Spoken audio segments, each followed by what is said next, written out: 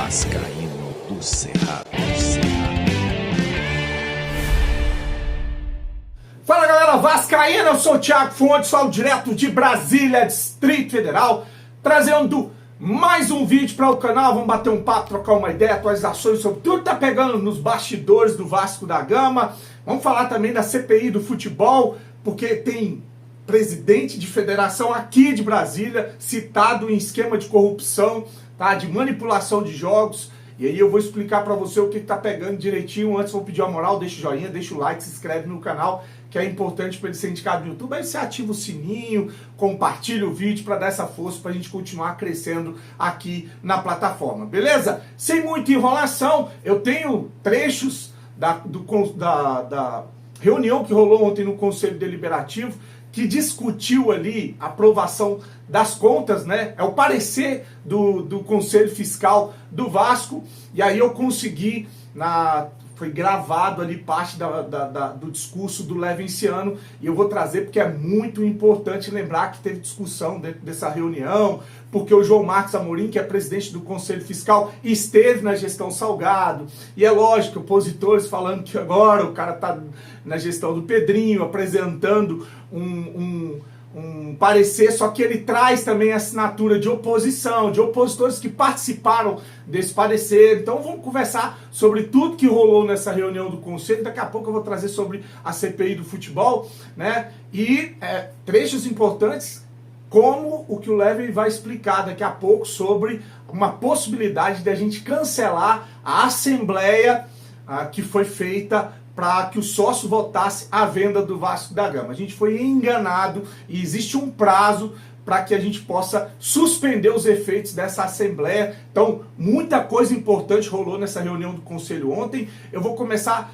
Eu ia trazer um trecho no começo aqui, onde ele fala sobre o atraso, o Levenciano fala sobre o atraso. E outra coisa que rolou também, parece que o Vitor Roma, conselheiro aí, que era do grupo da Mais Vasco, que era da gestão Salgado, renunciou o cargo ontem, ele e outros conselheiros, né? Muita gente vendo que vai rolar investigação, muita gente vendo que o bicho vai pegar. Mano, mas o Leve ele começa falando sobre o balanço, né? Porque a gente teve a demora na entrega do balanço. Existe uma lei, inclusive, que pune o presidente se ele não entregar no prazo o balanço financeiro. Não foi entregue, e aí o Leve disse que com tudo que foi apresentado nesse parecer financeiro, ficou aí justificado o motivo pelo qual não foi entregue esse balanço. Então é completamente compreensível o atraso na entrega do balanço, segundo o Levenciano, que é um conselheiro de oposição. Bom, agora eu vou trazer um trecho, que nessa parte eu não tinha o trecho, eu vou trazer um trecho onde ele fala que diante de um quadro apresentado, o nosso futuro é extremamente assustador, né? Ele elogia o trabalho feito pelo presidente do Conselho, pelo Conselho Fiscal, né, o João Amorim, que uniu membros de situação e oposição para poder fazer esse raio-x de toda a situação do Vasco, né? Então eu vou trazer esse primeiro trecho, onde o Levenciano fala da complexidade dos problemas e dessa união em prol do Vasco da Gama. Também parabenizo o Conselho Fiscal pelo parecer didático, extremamente autoexplicativo, que me permitiu entender rapidamente os pontos principais que estão ali sendo levantados e sérios com relação à sustentabilidade do nosso amado clube nos próximos anos. Estamos aqui a tratar de um momento importante na nossa vida, que é o futuro do nosso clube. Nós temos o clube no presente, mas a continuar desta maneira, diante do quadro que foi apresentado, o nosso futuro é extremamente assustador. E diante disso, acredito, João Marcos, que você presidiu um grupo de trabalho de membros da situação e da oposição que conjuntamente entregaram um trabalho muito bom, trabalhando em grupo. Que sirva de exemplo o que o Conselho Fiscal fez, de unir pessoas importantes da oposição e pessoas importantes da situação para trabalharem juntos diante de um objetivo comum, que é além dos interesses políticos individuais e de grupos, que é o interesse do nosso clube, da nossa associação. O exemplo que você dá, João, em ter organizado esse trabalho e reconhecer o trabalho dos membros da oposição, não só o nosso titular, como o nosso suplente, é um caminho inicial para que a gente possa enxergar a necessidade desse trabalho conjunto nesse momento tão difícil do Vasco.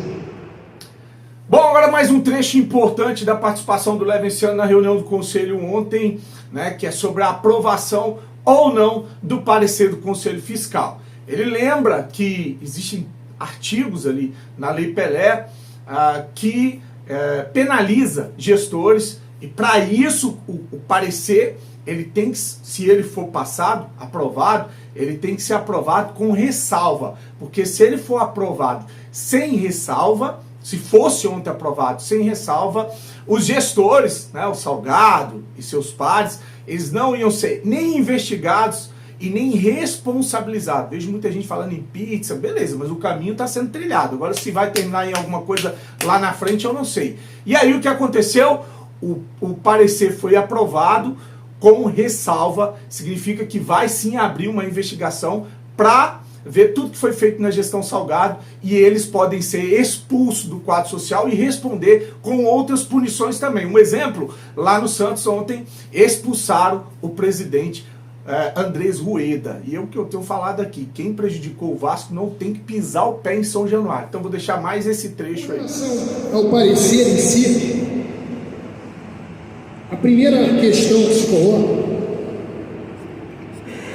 são as contingências, e eu de cara aqui, senhor presidente do Conselho Deliberativo, eu faço uma proposta de encaminhamento de que a votação não seja pela aprovação ou reprovação das contas, mas que exista a possibilidade, aqui já adianto o meu voto, de uma aprovação com reservas. E eu explico por quê.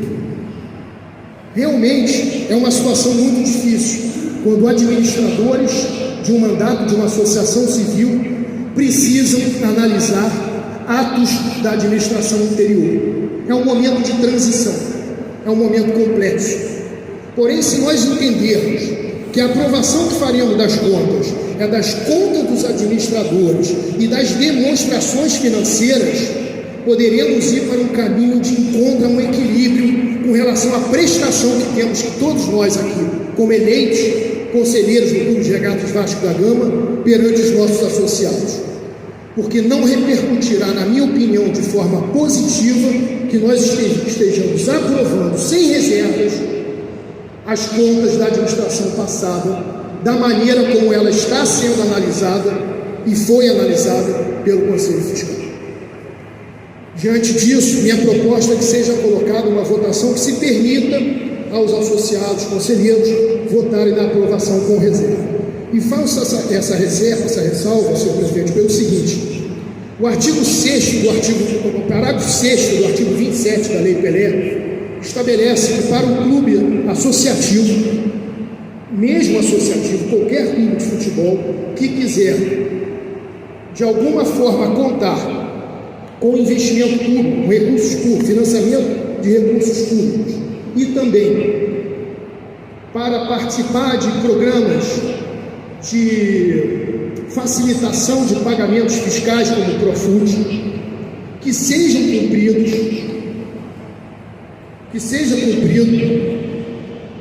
a forma de apresentação das demonstrações financeiras em conformidade com o artigo 134, parágrafo 3º da Lei 6.404 de 76, que é a Lei das Sociedades Anônimas.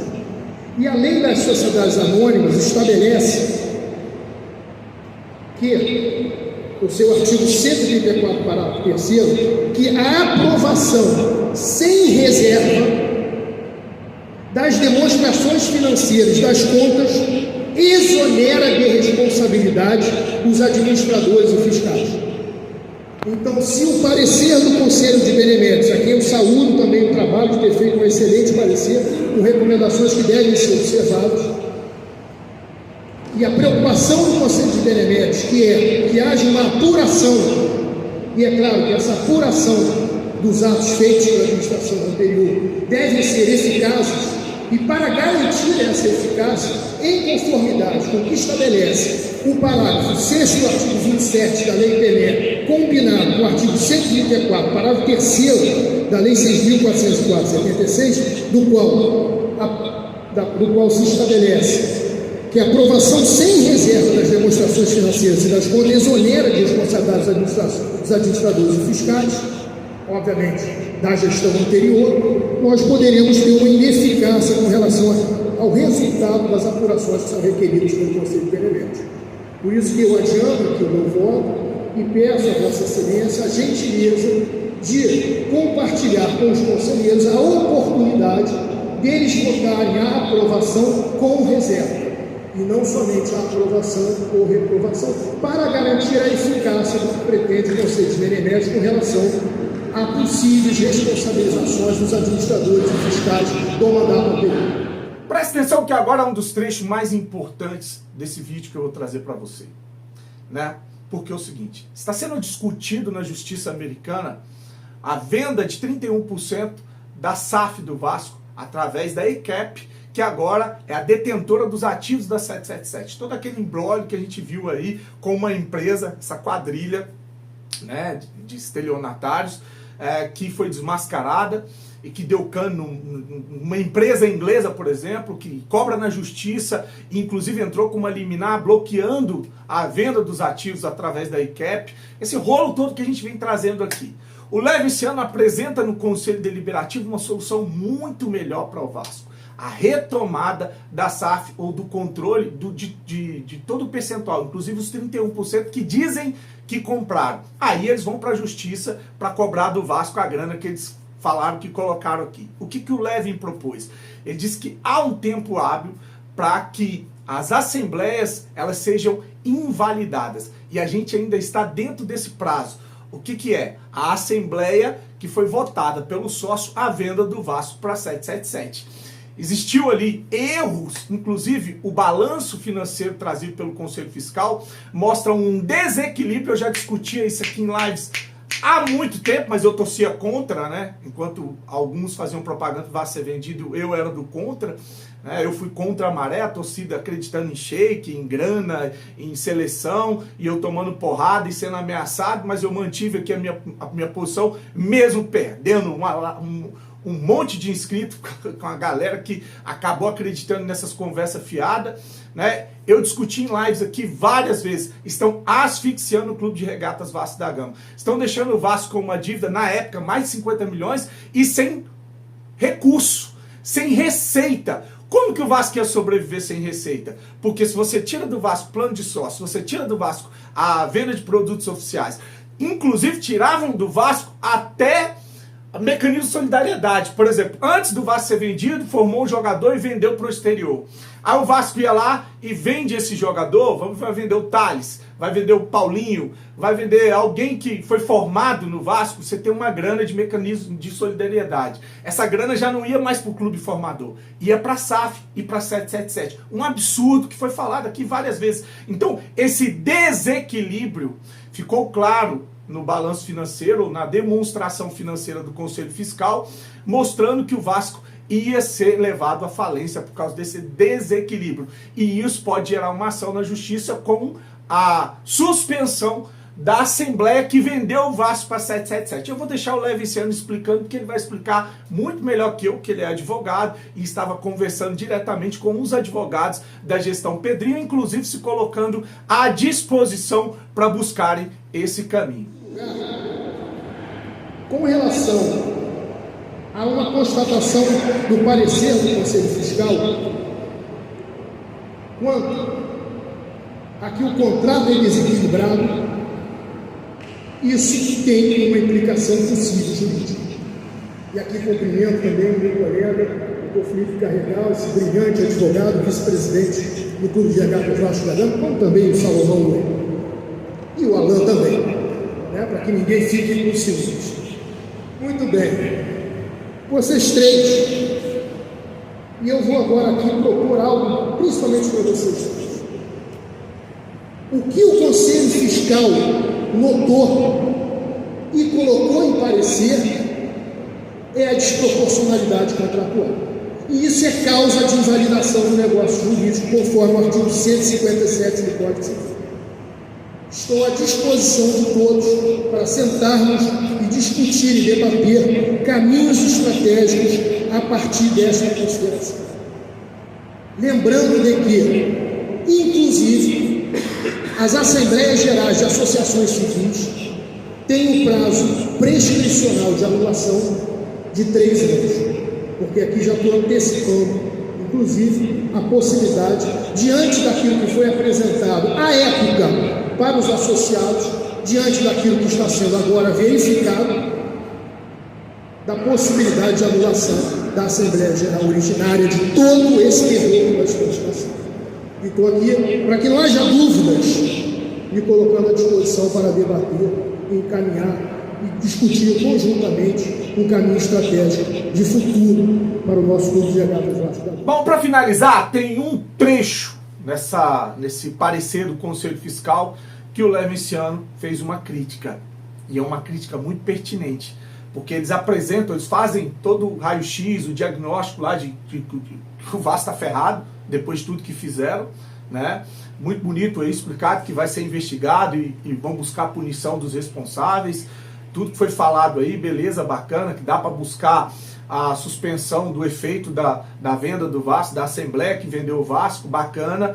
Só que ele faz uma crítica a esse parecer, quando o parecer apresenta como única solução uma revenda da SAF do Vasco, a busca por um novo sócio, inclusive assinada por um membro de oposição, que é o Pedro Strozenberg, que representa o Grupo Identidade Vasco, que trabalhou junto com esse parecer e assinou esse parecer, que traz vou repetir, um parecer que traz como única solução dos problemas do Vasco a revenda para um novo sócio. O trecho diz o seguinte, ó, vou ler só o trecho que fala isso, tá? O desempenho e a continuidade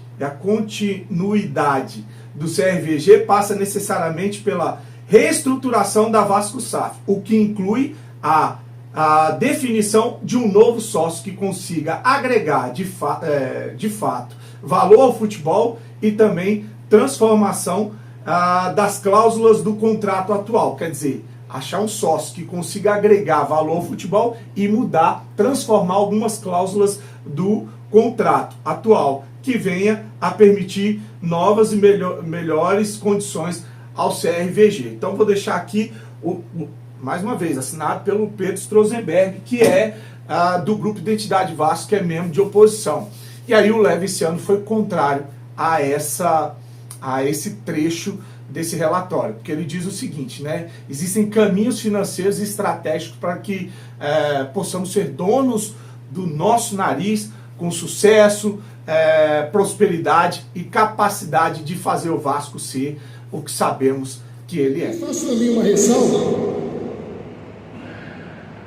Talvez, João, presidente do Conselho Fiscal, a única respeitosa crítica que faço ao parecer intocável do Conselho Fiscal é o fato de que em algum momento se foi colocado que a solução estratégica futura para o Vasco, única e exclusivamente de acordo com aquele parecer, seria encontrar um novo sócio. Não é. Existem caminhos estratégicos financeiros possíveis para que nós possamos tomar conta do nosso nariz, com sucesso, prosperidade e capacidade de fazer o Vasco ser que todos nós sabemos que é. E é claro que eu posso exigir do Conselho Fiscal que delibere num parecer de contas sobre os caminhos estratégicos administrativos possíveis para o futuro do Vasco. Mas fica aqui a minha menção para que eu possa ser honesto com todas as minhas análises, de colocar que nesse particular, única e exclusivamente, uma pequena expressão de uma frase, eu ouso respeitosamente discordar de que a gente pode sentar e encontrar caminho de futuro para o Vasco. Isso é possível. Por isso, senhor presidente, agradeço aqui o tempo, espero ter cumprido dentro dos 10 minutos. Para finalizar, deixa eu falar aí desse escândalo na CPI, né, com a participação do empresário o William Rogato, direto de Portugal, onde ele desmascarou muita coisa que acontece no futebol brasileiro, e não só no futebol brasileiro, no sul-americano, mundial, tá? E aí, para que a gente entenda, porque quando a gente fala aqui fica parecendo teoria da conspiração, E tem muita gente falando assim, são as casas de aposta. Não são. Ele fala, ele é bem claro, vou até trazer um trecho aqui, onde ele diz que as casas de aposta odeiam ele, porque ele faz esse esquema para poder burlar e ganhar dinheiro das casas de aposta. Então fica com esse trecho para depois eu explicar o que está acontecendo. Vou seguir aqui. As bets tinham participação no seu negócio? As casas de aposta em si, ou alguma delas? Pelo contrário, me odeiam. Tá certo. Você viu que esse trecho eu peguei de um vídeo do meu amigo Léo Lacerda, lá do canal Na Torcida Vascaínos. Eu acordei hoje vendo esses cortes que ele fez, fui depois lá olhar o site do Senado, né, a live no YouTube, e aí ficou claro muita coisa com relação a essa manipulação no futebol brasileiro, como é que ela funciona. Primeiro, ele corrompe árbitros, né, porque ele tem um trecho que ele fala que árbitros no Brasil recebem R$7 mil para apitar. Estou falando de divisões fortes, viu? Primeiras divisões de campeonato estadual e Série B, porque ele fala de sala do VAR, ele fala que árbitro recebe R$7 mil e que ele ia lá e oferecia R$50 mil para o árbitro dar um pênalti, dar um cartão para determinado jogador. E ele fala da sala do VAR, que é mais fácil ainda, porque o árbitro que trabalha na sala do VAR recebe R$1.500 por jogo. Ele fala, aí é que é fácil você ir lá e convencer o cara. Tanto é que o que está sendo mais discutido no futebol brasileiro é a intervenção demais do árbitro da sala de VAR querendo apitar as partidas, querendo direcionar o juiz de campo, sendo que a obrigação dele era só, ou a função dele era só chamar o juiz, tá aqui o lance, você tira suas conclusões. Mas não, eles apitam os jogos e fica claro por que eles apitam os jogos, né? Então vou deixar esse trecho que ele fala dos árbitros, inclusive que rebaixou mais de 40 times no Brasil, e eu vou te explicar por que ele usava o esquema para rebaixar os times. Rebaixou o Coruripe, rebaixou times de Alagoas, da segunda divisão de São Paulo, do Rio de Janeiro, de Brasília. Então, fica com essa parte, esse trecho do árbitro. Você tinha árbitros também ou só atletas? Árbitros também. Árbitros de federação ou árbitros confederação e FIFA? Os dois. Só para você entender. Só para você entender. Um árbitro hoje oficial, vou falar um árbitro, tá? Ele ganha ali em torno de 7 mil por jogo. Acho que isso é o piso, não sei se está ganhando mais ou menos. Eu pagava 50 para ele. Eu acabei de fazer um jogo na Colômbia. Eu tenho aqui os vídeos do árbitro, eu te mostro os dois árbitros que trabalhou para mim na Colômbia. Primeira divisão da Colômbia. Então, desculpa, cara. O árbitro, ele ganha pouco. E aí é o que eu tô falando. O gatilho do futebol tá na máfia. Qual é a máfia? Da federação, da CBF. Entende? Que os caras não repassam para os clubes e eles dependem do clube. Mas como não tem esse repasse, você acha que um árbitro hoje, que a responsabilidade que tem é a 6 mil, Cajuru? Aí é claro que eu vou chegar nele e falar, marca um pênalti, dá um cartão para fulano de tal, eu vou te dar 50 mil, quer? Ele vai olhar para um lado, para o outro, põe dinheiro no meu bolso. Bom, para finalizar aqui, deixa eu concluir, que senão esse vídeo não vai acabar nunca, né? Ele traz uma situação envolvendo o presidente da Federação de Brasília, tá? O nome do cara é Daniel Vasconcelos. Daniel Vasconcelos. Ele, o presidente da Federação Brasiliense de Futebol, indicou para ele, o corruptor, né, o Santa Maria, que é um time aqui perto da Samambaia, perto de onde eu moro. Ele indicou o Santa Maria e disse o seguinte, olha, você vai lá, porque a mulher está passando por problemas, que é a presidente do Santa Maria, tá? É a Daiane Nunes, ela está precisando de dinheiro, o marido está internado. Então, assim, você vai lá e oferece ajuda para ela e depois entra. O que ele fez? Ele foi na mulher, né? Falou que, e aí, vamos subir o time de divisão, vamos injetar uma grana, jogadores aí pra gente poder elevar aí o Santa Maria, e a pessoa está numa situação ruim e ela aceita. Só que ele não entra com esse objetivo, ele está enganando a presidente do clube. Ele entra, dá uma grana, vai pagando uma conta aqui, uma conta ali, traz os jogadores que é da agência dele, olha só o esquema. Jogadores da agência dele, com o aval do cara, do presidente da federação, como é o presidente da federação do Rio de Janeiro, de São Paulo. Ele falou que todos são envolvidos. E aí o que acontece? Ele vai lá, né, entra com os jogadores sabendo que vão entregar, que vão perder, que vão rebaixar o time. Por isso ele falou que rebaixou mais de 40 times. Ele engana os presidentes para poder dizer que vai entrar com grana, com jogadores, e aí ele derruba ganhando dinheiro nas casas de apostas, que ele fala que bota assim, não sei quantos computadores para funcionar e ganhar dinheiro das casas de aposta, tá? Então tá aí um resumo do que aconteceu ontem. Vamos ver, porque parece que os membros da CPI vai a Portugal para poder conversar com ele. Ele vai dar nomes, vai distribuir aí para a CPI relatórios sobre tudo que acontece de corrupção no futebol envolvendo manipulação de resultado, e que não é só agora tentando roubar as casas de apostas. Sempre existiu. Sempre existiu, sempre existiu. Emissoras, federações, sempre teve clube beneficiado no Brasil. Todos os outros presidentes sabem disso, ninguém nunca se insurgiu contra. O único que ainda batia de frente com esse esquema, né, detonaram, que era o Eurico Miranda, que agora ele é o demônio no Vasco, né, mas foi o único que bateu de frente com essa pilantragem toda, enfim. Então tá aí, para todos vocês verem como é que é podre, como é sujo os bastidores do futebol, como eu sempre falei aqui no canal. Curte, se inscreve no canal, grande abraço, desejar para você um dia abençoado, fique com Deus, saudações vascaínas.